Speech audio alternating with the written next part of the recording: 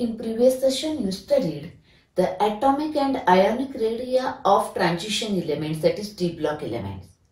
Now in this session, we are going to learn ionization enthalpy of transition elements, d block element.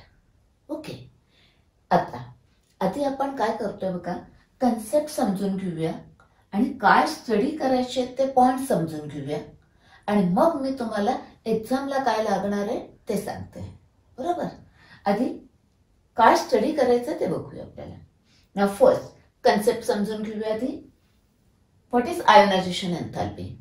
Ionisation enthalpy means amount of energy required to remove loosely bound electron from neutral gaseous atom. हा item आहे, हा nucleus आहे. हा electron मला remove करायला किती energy मला supply करायला लागते, किती एनर्जी लागते, दॅट इज किती एन्थाल्पी लागते, that is ionization enthalpy. Okay, आता काय काय पॉइंट स्टडी करायचे ते बघूया. बघा, फर्स्ट पॉइंट आपल्याला स्टडी करायचे आहे ती ionization enthalpy of d block elements compare with s block and P block. बरोबर, हा पहिला पॉइंट स्टडी करायचा आपल्याला. नेक्स्ट सेकंड पॉइंट स्टडी करायचा आहे बघा, ionisation enthalpy of first transition series, that is 3D series. त्याच्यामध्ये आपल्याला बघायचंय first ionisation enthalpy, second ionisation enthalpy आणि थर्ड आयोनायझेशन एन्थाल्पी. जस्ट आधी आपण समजून घेतोय म्हणजे काय. बघा, न्यूट्रल गॅसियस ॲटम आहे. Remove one electron from this to form a monovalent cation. बरोबर, mono positive ion is form. बरोबर, how much energy is required to remove that electron, that is first ionisation enthalpy. आता तो already mono positive ion आहे, म्हणजे एक electron remove केलेला ion आहे.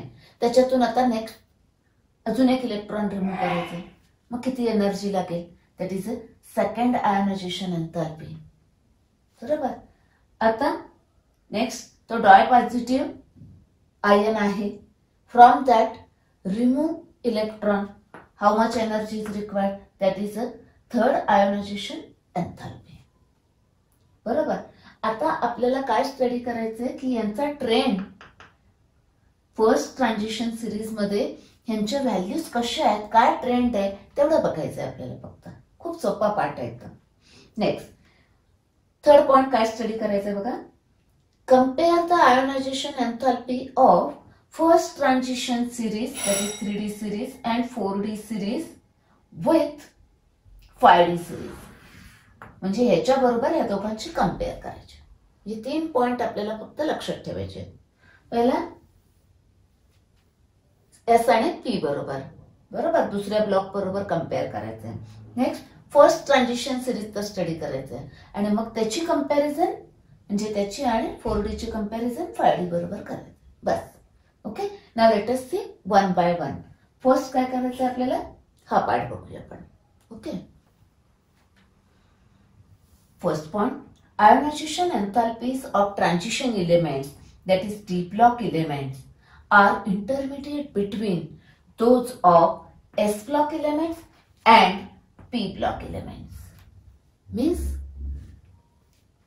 their values are ionization enthalpies values of d block elements are higher than those of s block element, while lower than those of p block elements.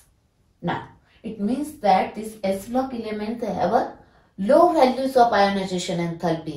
It means less energy is required to remove the electron from s block element. Okay, that is they can easily lose electron. You know that s block elements are highly electropositive. Then the d block elements are less electropositive than those of s block elements and more electropositive than p block elements.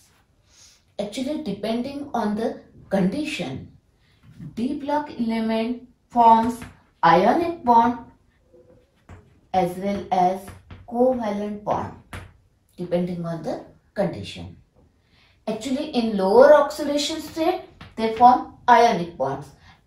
For example, MnCl2, chromic sulfate, lower oxidation state. And in higher oxidation state, KMnO4, potassium dichromate, it forms a covalent bond. This about the first point, remember only this point. Ionization enthalpies of d block elements are intermediate between those of s block and p block elements. Okay. Now let us see next point, second one. The दूसरा point बघा. The ionization enthalpy value increase from left to right, but that increase is not regular. बरोबर. Next, one more point see here. For a given element, there is a substantial increase from first ionization enthalpy to third ionization enthalpy. म्हणजे आपण आता first transition series घेतली, त्यातला एक कुठलाही element घ्या, स्कँडियम घ्या, टिटॅनियम घ्या, क्रोमियम घ्या, आयर्न घ्या, मँगनीज घ्या, कुठलाही एक element. For a given element, एका एलिमेंटचे त्या एलिमेंटची फर्स्ट आयोनायझेशन एन्थाल्पी त्याच्यापेक्षा लार्जर, सेकंड आयोनायझेशन एन्थाल्पी त्याच्यापेक्षा मोठी आहे थर्ड आयोनायझेशन एन्थाल्पी. बरोबर. लक्षात ठेवा, फॉर अ गिव्हन एलिमेंट, एका एलिमेंटची असे थर्ड आयोनायझेशन एन्थाल्पी त्याची जास्त आहे सेकंड पेक्षा, आणि सेकंडची जास्त आहे फर्स्ट आयोनायझेशन एन्थाल्पी पेक्षा. बरोबर. नेक्स्ट पॉइंट, नेक्स्ट पॉइंट बघतोय आता, थर्ड पॉइंट बघतोय बघा. त्याच्यामध्ये काय करायचंय आपल्याला, कम्पेअर करायचंय. बघा आधी ग्राफ बघा. फर्स्ट ट्रान्झिशन सिरीज म्हणजे ही 3D सिरीज आहे, ही second transition series 4D series आहे, आणि थर्ड ट्रान्झिशन सिरीज म्हणजे 5D सिरीज आहे. बरोबर. आधी आपण मी सांगितलं तुम्हाला ionization enthalpy values increase from left to right, but that increase is not regular, but increases from left to right. बरोबर. आता बघा जरा कम्पेअर करा बरं, first transition series and second transition series compare करा थर्ड बरोबर. The ionization enthalpy values of third transition series, that is 5D series, are much higher than those of first and second transition series. म्हणजे 3D आणि 4D पेक्षा 5D सिरीजच्या ionization enthalpy values higher आहेत. बरोबर. आता हे लक्षात ठेवायचं आहे, पण याच्यावर क्वेश्चन विचारला तर व्हाय, गिव्ह रिझन. आता ती समजून घेऊया आणि मग तुम्हाला, मग एकदा तुम्हाला तो पॉइंट समजलं की तुम्हाला तो लिहिता येईल. बघा आता 3D सिरीज हे इलेक्ट्रॉनिक कॉन्फिगरेशन तुम्हाला माहिती आहे, 4D सिरीजचं हे इलेक्ट्रॉनिक कॉन्फिगरेशन तुम्हाला माहिती आहे. बरोबर. 5D सिरीज माहिती आहे. 5D सिरीज मध्ये काय होतं, ते लॅन्थेनम येतो, आणि लॅन्थेनम नंतर इथे लॅन्थेनाइड्स आहेत, आणि मग हॅप्नियम, आणि मग एलिमेंट्स आहेत. म्हणजे ही कुठली सिरीज आहे, 5D सिरीज आहे. बरोबर. हे इलेक्ट्रॉनिक कॉन्फिगरेशन लॅन्थेनम साठी नाही आहे, एक्सेप्ट फॉर लॅन्थेनम. इथून पुढे हॅप्नियम पासून पुढे सुरू आहे. बरोबर. But for 5D series see here 4f electrons are filled this lanthanides, 14 elements, 14 electrons आले, म्हणजे हे आहे यात, हे तर नाही. बरोबर ना. व्हॉट हॅपन सी हियर, इथं पण न्यूक्लियर चार्ज आहे, इथं पण आहे, इथे पण आहे. Nuclear charge increases by 1 unit in each series. Due to that, electrons are pulled inwards. There is a nuclear force of attraction on a valence electron. तो pull करतोय. बरोबर. हे सगळीकडे असणार आहे. नेक्स्ट, स्क्रीनिंग इफेक्ट और शिल्डिंग इफेक्ट मीन्स दिस inner electrons, हे inner electrons, दिस इथे इनर इलेक्ट्रॉन हे आहेत, इथे इनर इलेक्ट्रॉन हे आहेत. बरोबर. These inner electrons screens the outer electron, shields the outer electrons. Actually हा न्यूक्लियर चार्ज मुळे pulls the electron, while the screening effect shields the outer electrons. बरोबर. म्हणजे दोघं अपोजिट काम करतात. बरोबर. आता इथे काय झालं बघा, थर्ड सिरीज मध्ये म्हणजे 5D सिरीज मध्ये, due to this 4f, these inner electrons, actually 4f subshell, 4f orbitals are less penetrating and more diffuse. त्यांचा डिफ्यूज शेप असल्यामुळे आणि लेस पेनिट्रेटिंग असल्यामुळे त्यांचा शिल्डिंग इफेक्ट कमी आहे, very poor. Here the shielding effect is very poor.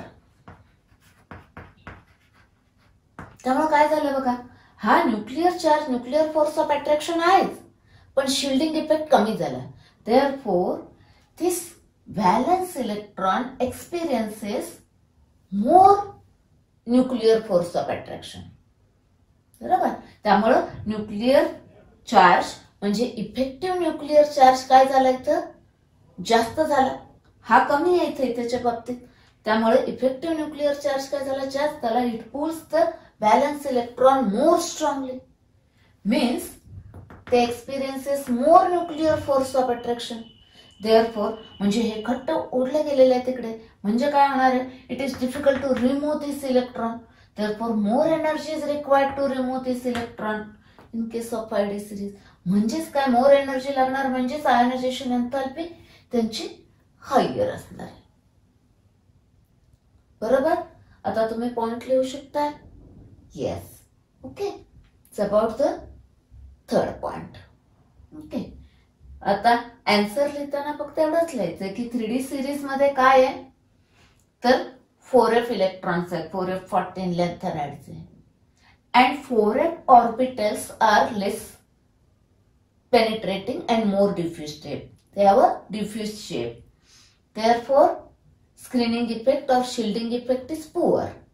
Therefore, effective nuclear charge is more. Therefore, this valence electron experiences more nuclear force of attraction. Therefore, difficult to remove. Therefore, more energy is required. Therefore, ionization enthalpy is higher.